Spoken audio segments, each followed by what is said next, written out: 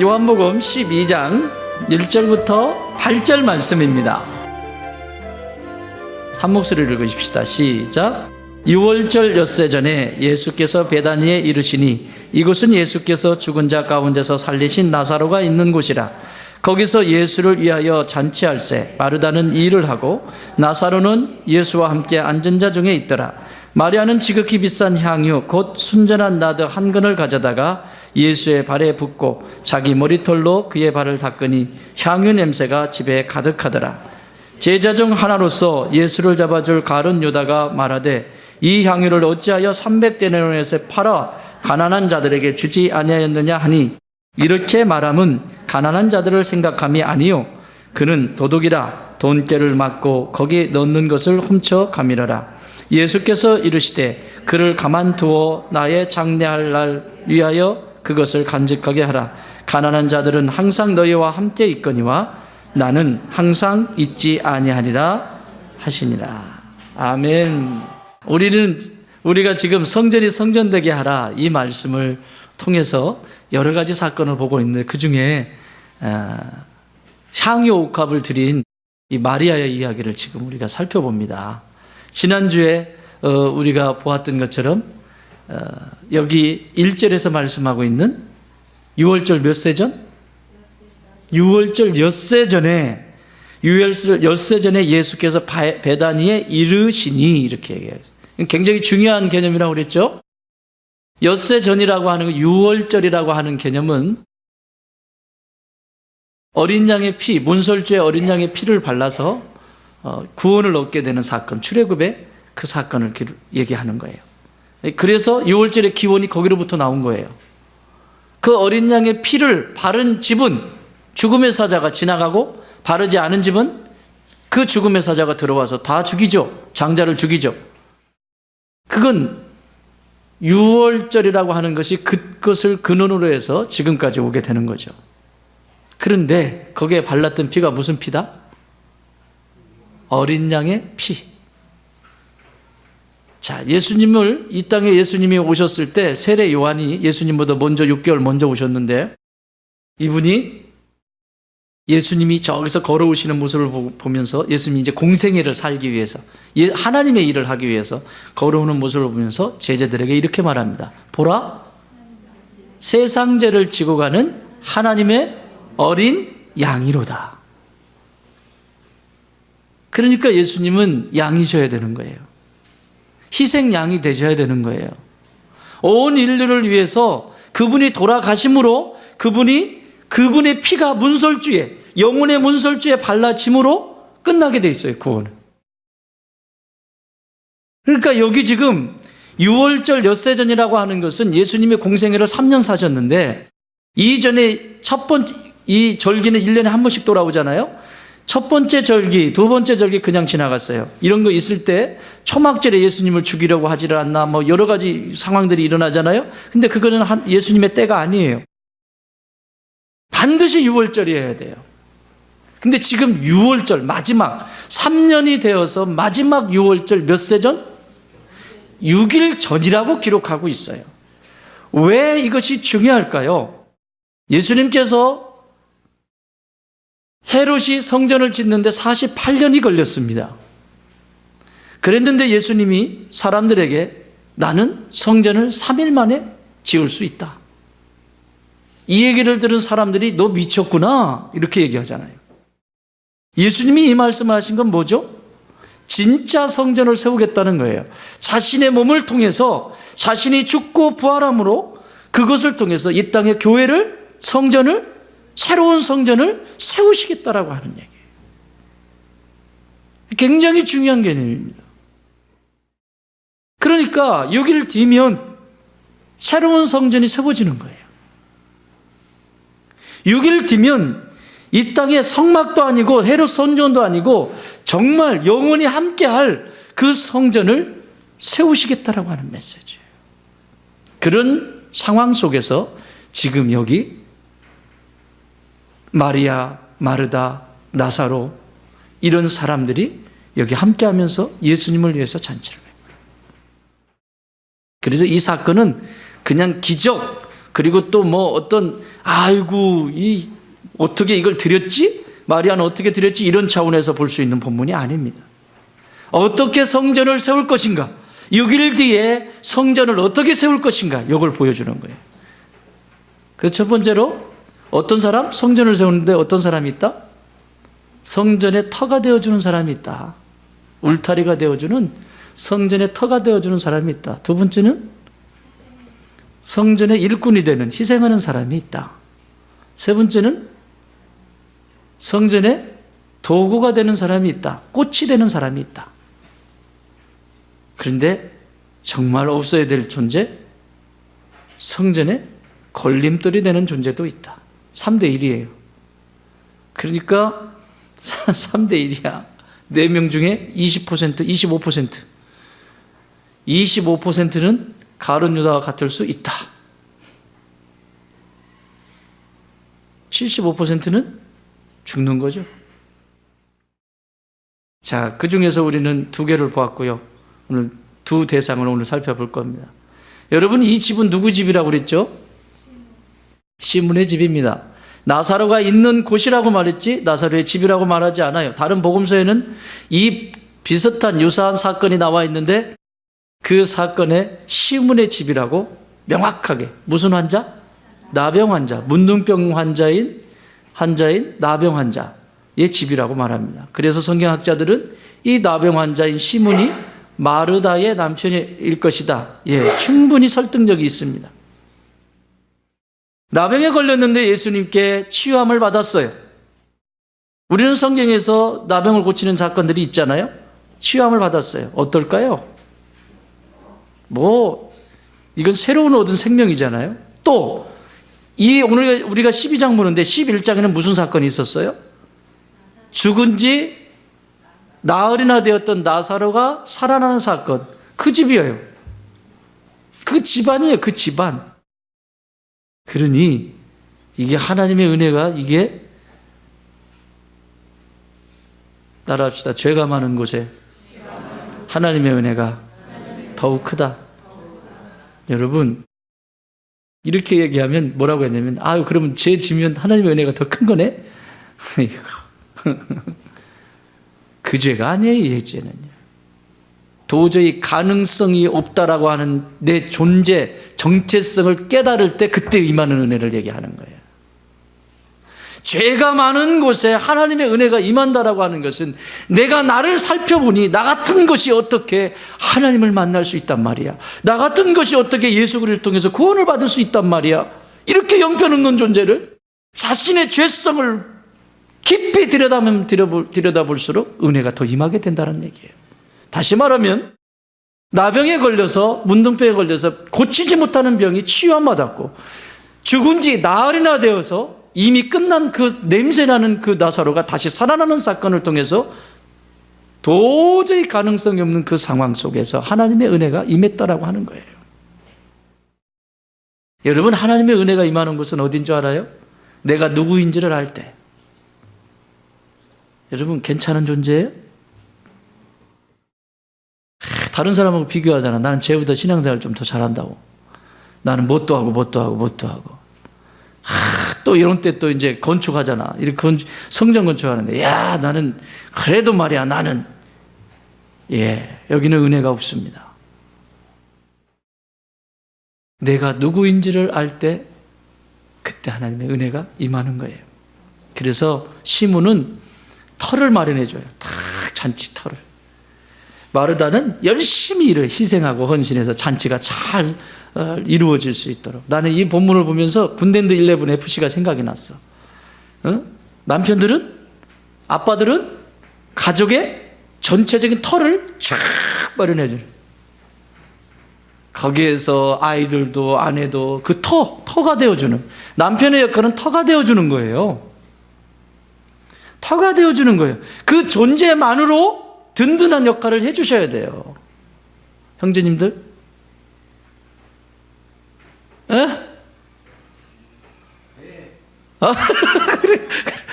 아멘? 아멘. 형제님들은 그 터가 되어주시는 거예요.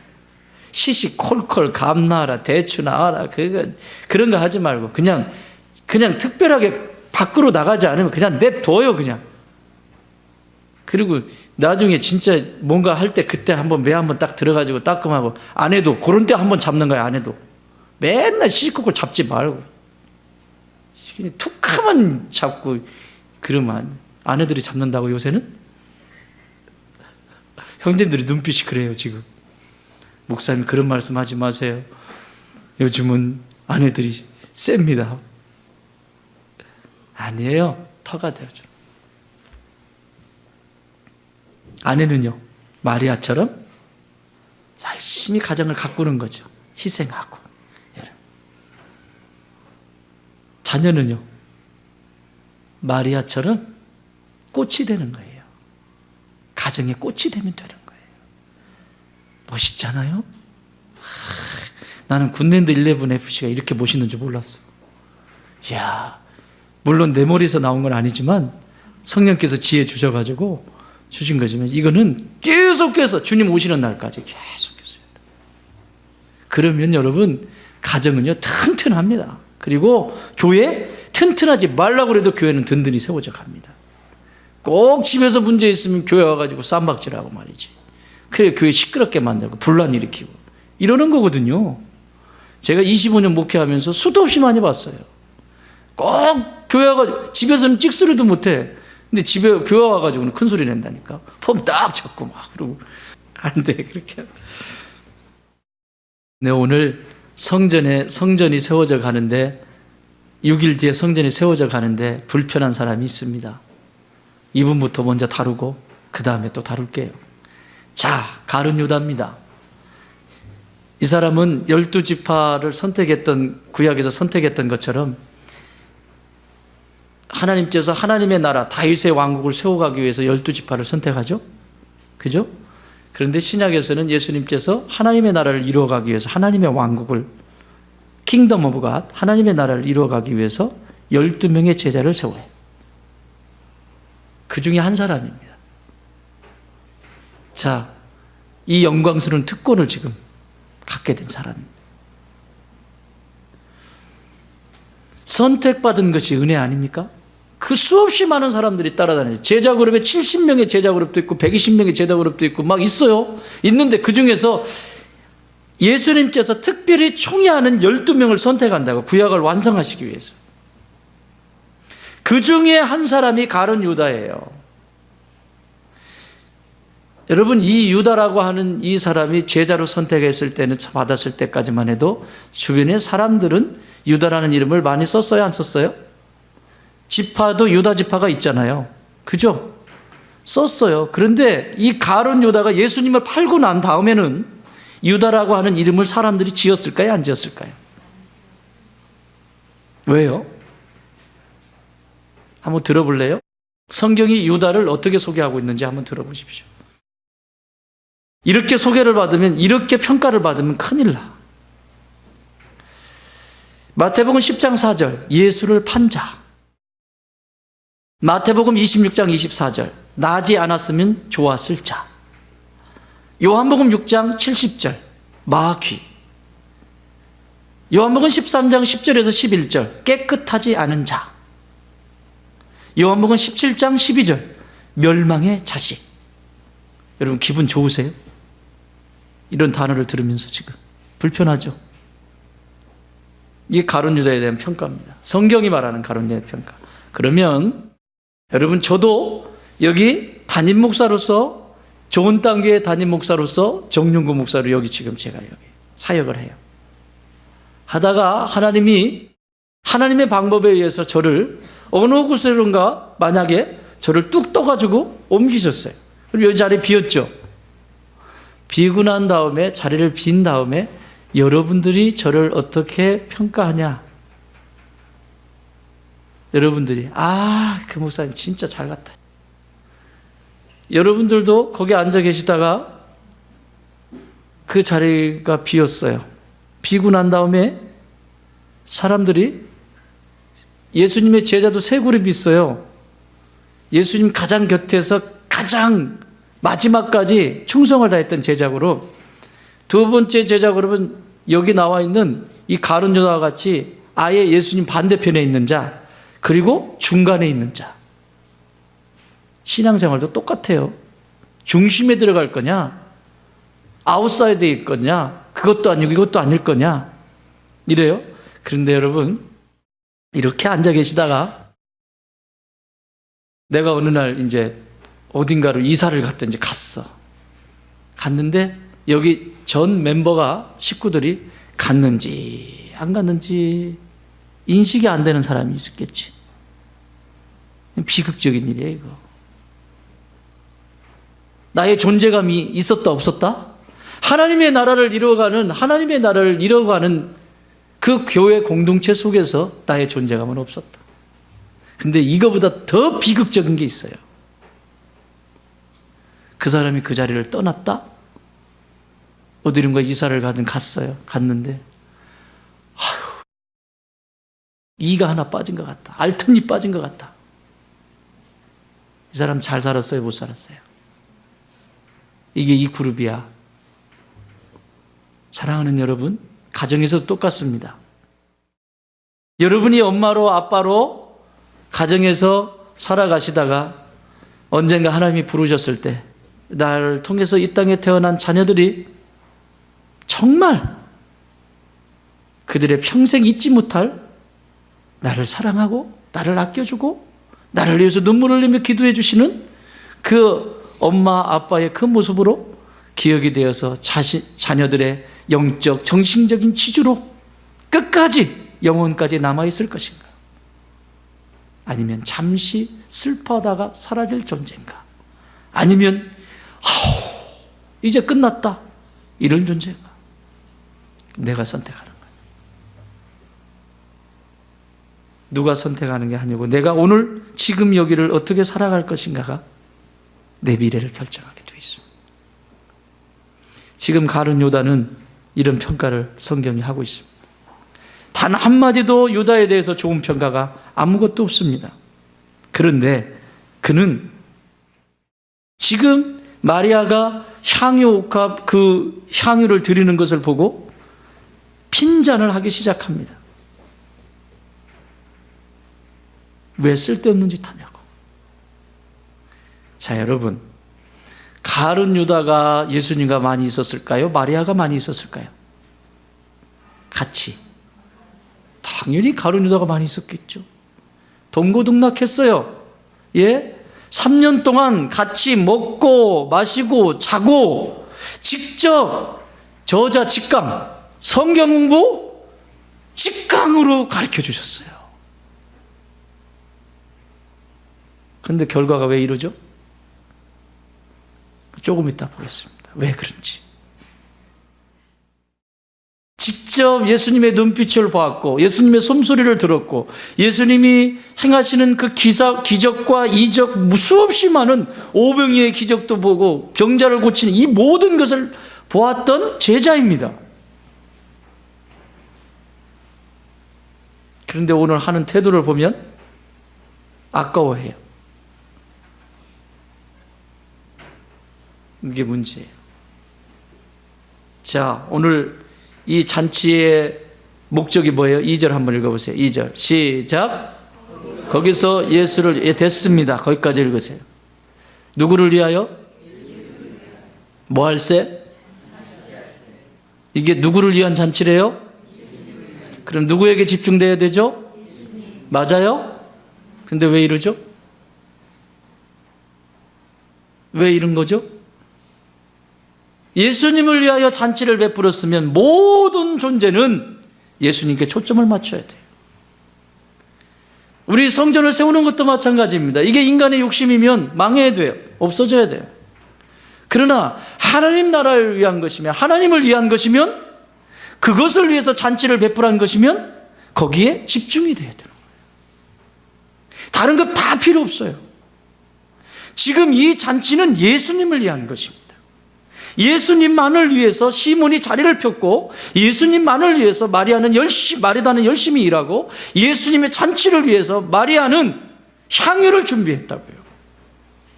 그런데 그렇게 3년 동안이나 그렇게 가장 가까이에서 예수님을 알고 숨소리까지 기억하는 이 가룟 유다는 왜 이렇게 하냐고요.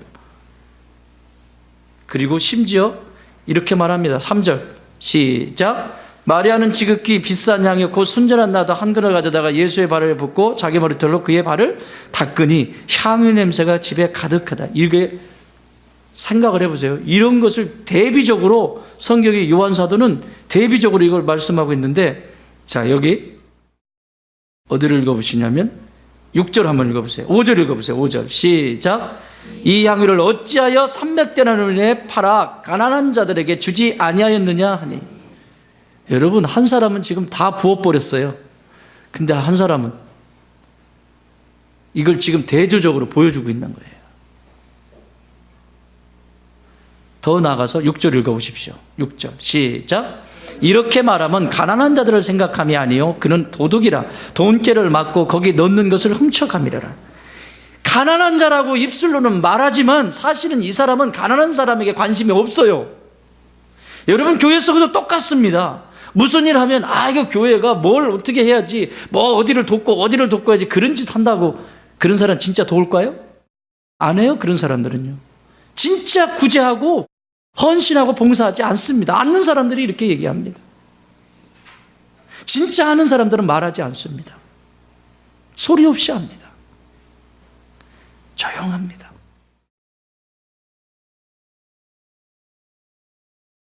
이 사람의 관심은 뭐에 있어요? 오직 돈. 결론적으로 말씀드릴까요? 자기의 스승을 6일 뒤에 정확하게 은 30세겔을 주고 팔아버립니다.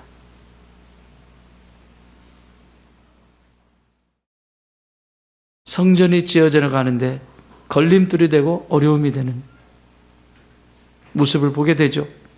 그리고 율법, 자기가 율법을 잘 지키는 것처럼 가난한 자, 여러분, 율법을 가난한 자에게 잘하는 건 율법을 지키는 거예요. 그런데 진짜 자기 곁에 3년 동안 같이 살았던 은혜와 사랑과 그리고 눈물로 자신들을 위해서 기도하는 예수님에 대한 그 사랑의 모습은 지금 못 보고 있는 거죠.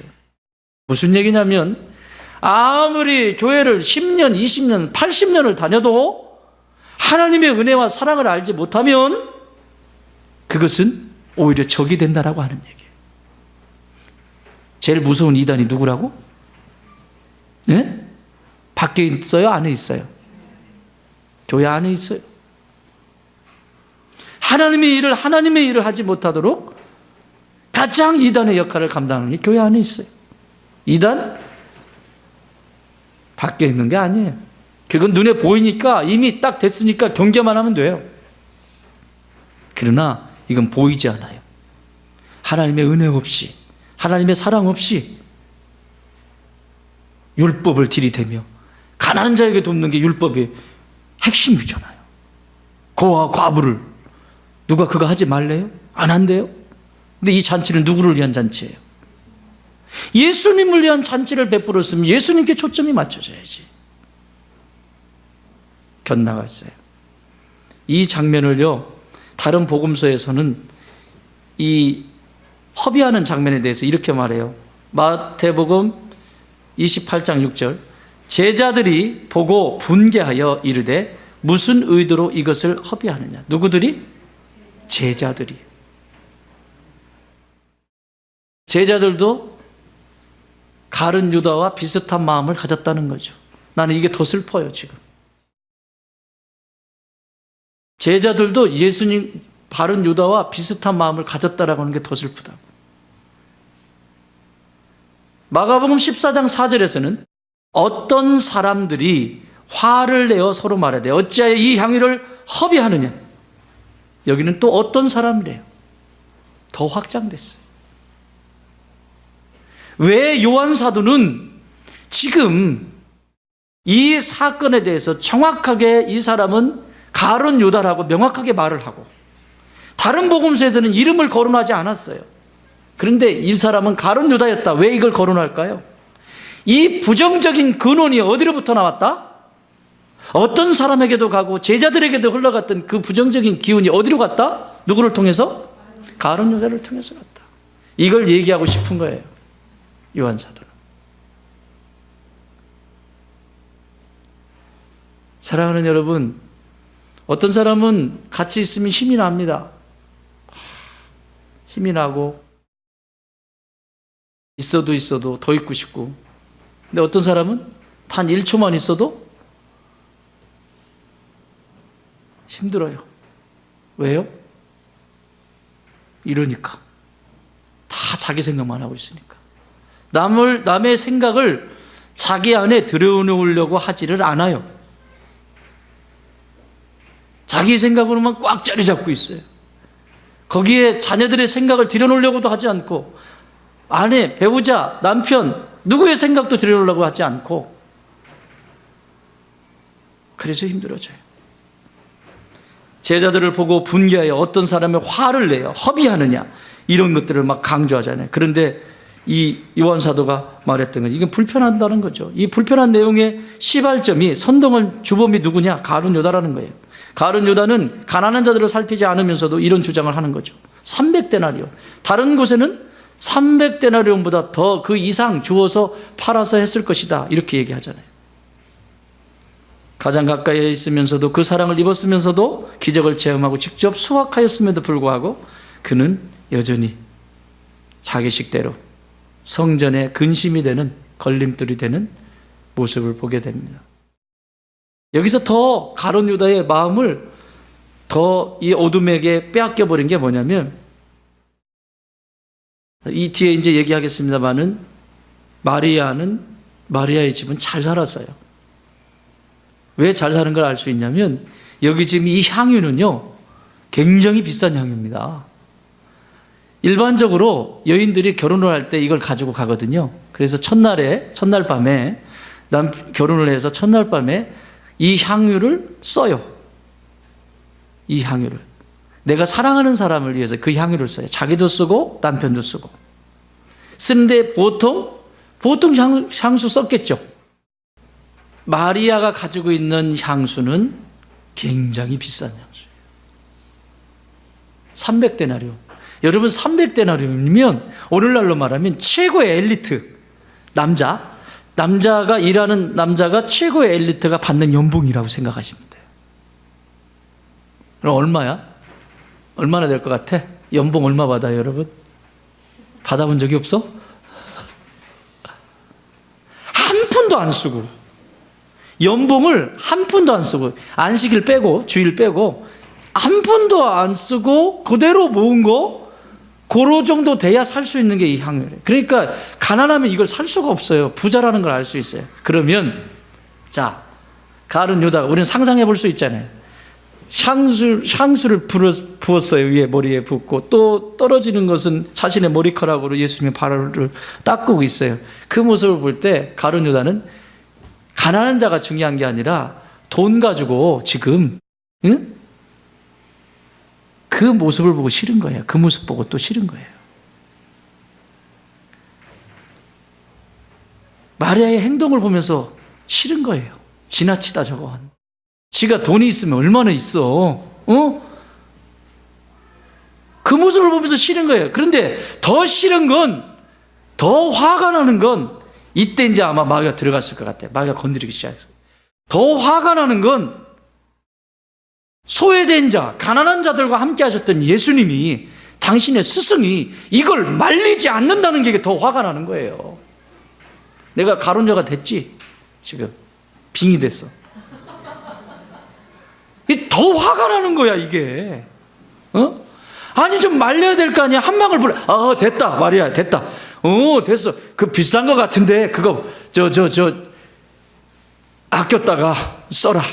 뭐 이래야 되는 거 아니에요? 또 이만큼 벌써 볼 때도 야 그만큼이면 됐다. 그 나머지는 가룟 유다가 얘기하는 거 팔아 가지고 가난한 자 줘라. 이래야 되는 거 아니에요? 그런데 예수님이 그냥 가만히 계시는 거예요. 여러분 같으면 어떨 것 같아요? 돈이 많은 사람이야. 이 사람은 부자라고.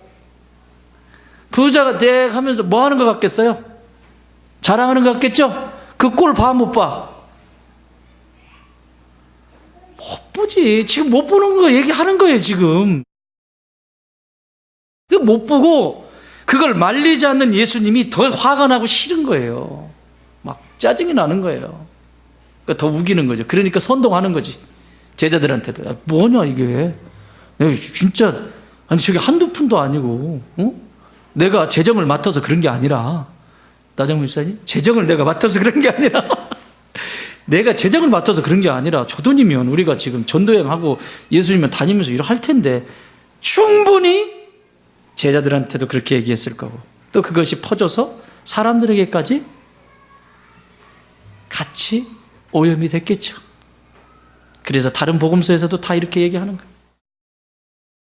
근데 요한 사도는 그냥 정확하게 직타를 날려버려요. 왜냐하면 요때 요한복음을 쓸 때 요한 사도는 거의 돌아가실 날이 얼마 안 남았거든요. 그냥 막 해버려요. 그냥 얼마 안 남으면 이거만큼 안 무서운 거 어쨌든 없어요. 죽음이 무섭지 않아요.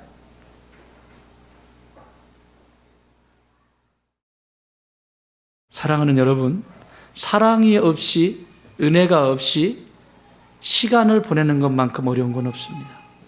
나는 여러분 안에 믿음의 길을 걸어가면서 하나님의 은혜를 날마다 체험하길 바랍니다. 교회를 다니면서 하나님의 은혜를 경험하지 못하고 하나님의 사랑을 경험하지 못하는 만큼 비극적인 건 없어요. 그러면 남는 것은 이것만 남아요. 그 많은 시간 같이 썼는데. 그래서 어떤 현자가 이런 말을 했어요. 시간에 대해서.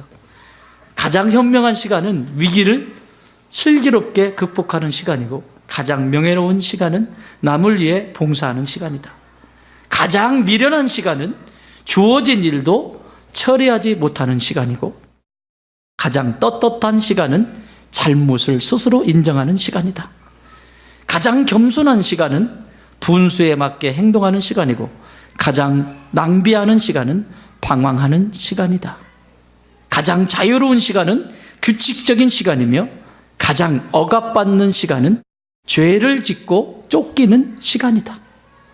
가장 파렴치한 시간은 남에게 피해를 끼치는 시간이고, 가장 쓸모없는 시간은 무사안일한 시간이다. 가장 불쌍한 시간은 구걸하는 시간이고, 가장 많은 시간은 사소한 시간을 활용하여 얻은 시간이다. 가장 가치 있는 시간은 최선을 다한 시간이고, 가장 소중한 시간은 바로 지금 이 순간이다. 여러분, 믿음의 길을 걸어가면서 하나님의 은혜를 내가 체험하지 못한다, 그분의 사랑을 내가 경험하지 못한다, 이거는 소나무 뿌리 붙잡고 기도해야 될 일입니다. 금식해야 될 일입니다. 어떤 것을 하기 이전에 그 은혜가 내게 느껴지지 않고 그 사랑이 느껴지지 않아요. 입맛을 잃어버렸단 말이죠. 입맛을 잃어버리면 곡기를 끊으면, 옛날에 어른들 그러죠? 곡기 끊으면 어떻게 된다? 돌아가신다고 그러죠? 야, 그런다고 죽여버리면 어떡하냐. 돌아가신다 이렇게 해라. 죽어요? 곡기 끊으면 돌아가신다 그러잖아요. 여러분, 영혼에도 은혜의 곡기, 이 사랑의 곡기 끊어버리면 죽습니다. 죽어요. 죽음의 길을 걸어가고 있는 거예요. 가룟 유다는 지금 이 길을 걸어갔던 거예요. 그래서 성전, 6일 뒤에 세워질 성전에 이 사람은 동참도 못하고, 역사 속에서 단테의 신곡에 보세요. 어디가 있다고? 가룟 유다가? 지옥 중에서도 가장 밑바닥이 있대잖아. 가장 밑바닥. 누구도 안 가는 그 지옥, 거기 그 중에서도 가장 밑바닥에 있대잖아요.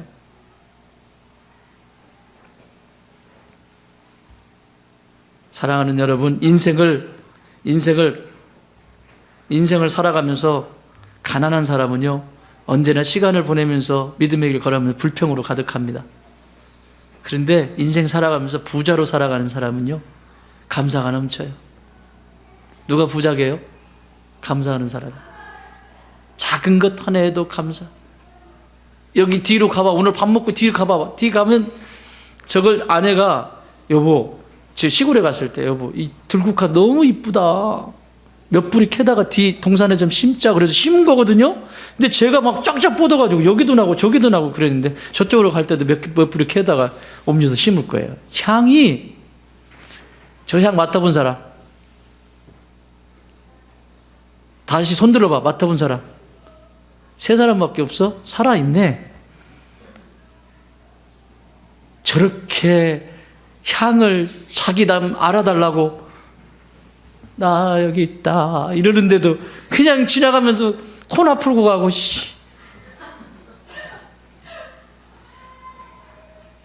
오늘 식사하시면서 한번 뒤로 가보세요. 뒷곁에만 가도 아주 그 국화향이, 이 들국화는 향이 진합니다. 그리고 저거는 그 벽에 속 있잖아요. 벽에 속으로 써도 참 좋아요. 머리가 멍한 사람, 저기 나정범 저런 친구들, 잠을 자고 일어났는데도 늘 피곤하고 이런 사람들, 저거 벽에 속 만들어가지고 이 나무 가지까지 이렇게 꺾어가지고 첨부 해가지고 벽에 속 하면 빨가진다.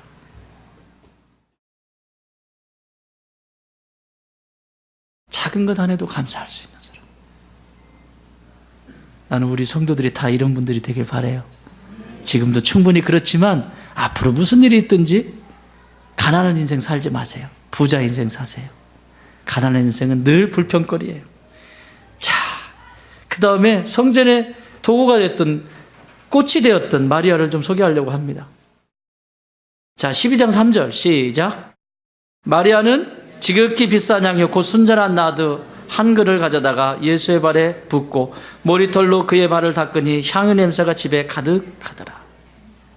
여러분, 이 향수의 원산지는 어디냐면 이스라엘이 아니에요. 동인도가 원산지예요. 그래서 이건 100%, 99%도 아니고 100% 수입해야 돼요. 100% 수입해야 돼. 여러분, 좋은 향수 수입해가지고 쓰는데 가난한 사람이 이거 쓸 수 있어? 할 수도 있을 것 같기도 하다. 집 팔아가지고. 여러분, 연봉 가격이 되는 이걸 살 수 있겠냐고. 부자예요. 그런데 이 비싼 향유를 그대로 드려요. 이게 양이 12온스인데 12온스를 그람으로 따지면 한 340g 돼요. 340g이 향수가 340g 엄청나게 많은 거거든요. 예? 340g. 1000g이면 1kg이잖아. 340g 굉장히 큰 거예요. 그런데 이걸 다 못버렸다니까. 싹 다. 100%. 이게 순종이야. 100%. 다른 복음서에는 여기 어떻게 나왔냐면 마가복음 26장 9절에 이것을 비싼 값에 팔아 가난한 자들에게 줄 수 있었겠도다 하거든. 뭐라고요? 비싼 값에. 가격은 안 나왔지만 매우 비싸다라고 하는 비싼 값에 팔았을 것. 비싼 값이라.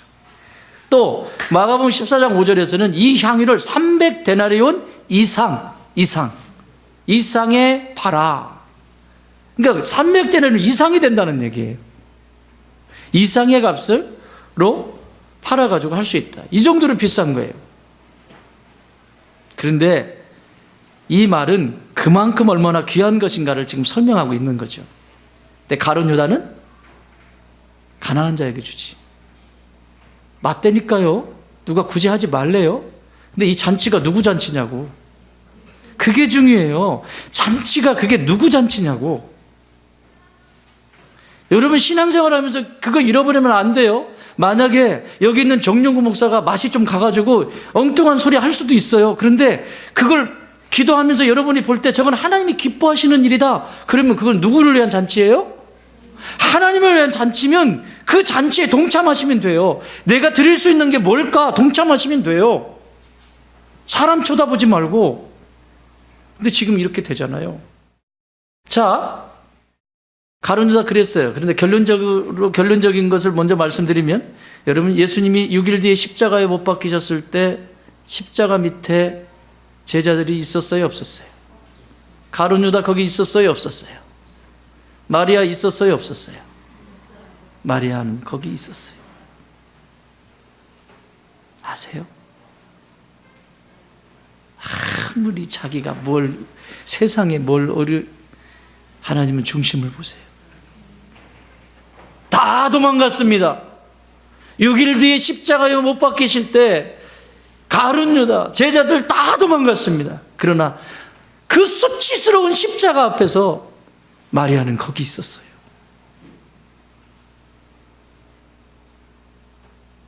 들여본 자는 알아요. 희생해본 자는 알아요. 끝까지 남습니다. 끝까지 그 자리 지킵니다. 왜 그럴까요? 내가 마리아한테 물었어. 내 이거 본문 묵상하면서 물었거든요. 왜 거기 계속 있었고 그 향유를 갖다 붓고 왜 십자가 밑에 거기 있었습니까?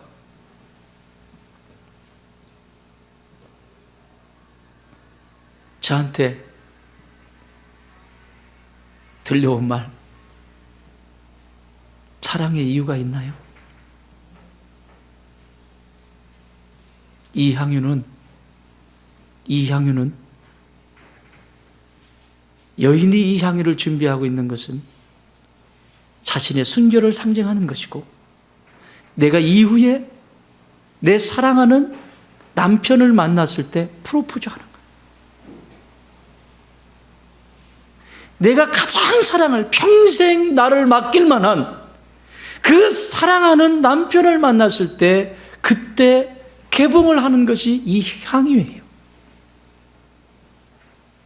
그러면 마리아는 자기 마음속에 내가 정말 사랑하는 사람을, 남편을 만나면 내가 이것을 드리리라.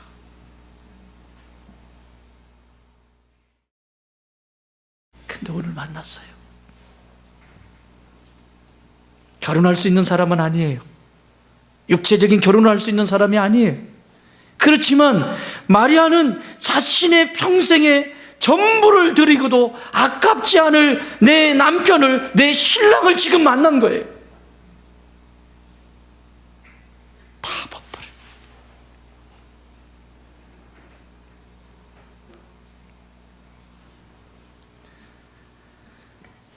예수님을 사랑하는 데 이유가 있나요? 여러분, 누군가가 여러분한테 왜 너 교회 가니? 라고 물으면 뭐라고 대답할래요? 아이고, 교회 가면 목사님이 잘생겼어. 아이고, 목사님이 무지무지 똑똑하고 아주 잘생긴, 아이고, 내 그래 너무 좋아. 아, 우리 교회 가면 권사님들이 끝내줘. 우리 교회는 뭐.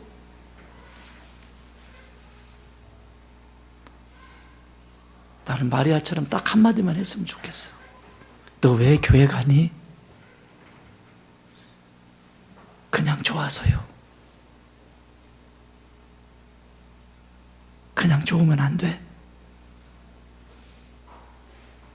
그거면 충분하지 않아. 뭔 이유가 그렇게 많아? 그냥 좋아서. 하나님의 성전에 있는 것이 그냥 좋아. 마리아는 지금 이 프로포즈를 하고 있는 거예요. 사랑의 프로포즈. 지금 여기에서 내가 내 전부를 드릴 수 있는 그냥 좋은 분.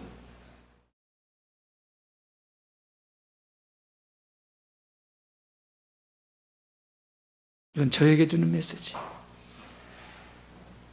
마리아한테 물었다니까요. 말씀 묵상하면서 왜 그렇게 하셨습니까? 그냥 드리면 안 되나요? 내가 얼마나 부끄러웠는지 몰라. 이야, 진짜 얼마나 이 목사가 돼가지고 말이지.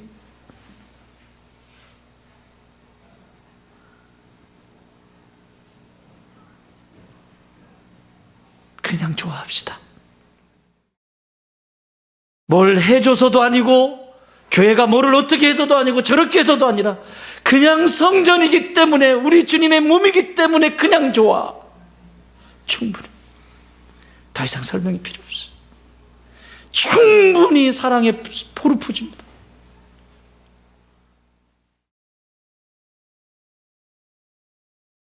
다른 성경에서는 마리아의 이 행한 모습을 마태복음 26장 13절에서 이렇게 말합니다. 내가 진실로 너에게 이르노니 이 프로포즈를 받으신 예수님께서 온 천하에 어디서든지 이 복음이 전파되는 곳에서는 이 여자가 행한 일도 말하여 그를 기억하게 해라. 오늘 저와 여러분이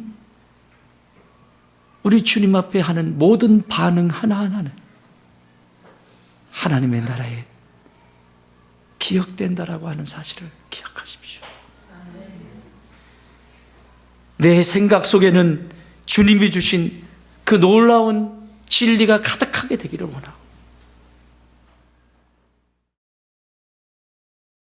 내 마음 속엔 주님 한 분밖에는 사랑할 분이 없습니다. 그리고 내 삶에 평생을 살아가면서 예수의 흔적이 남아있게 하여 주옵소서.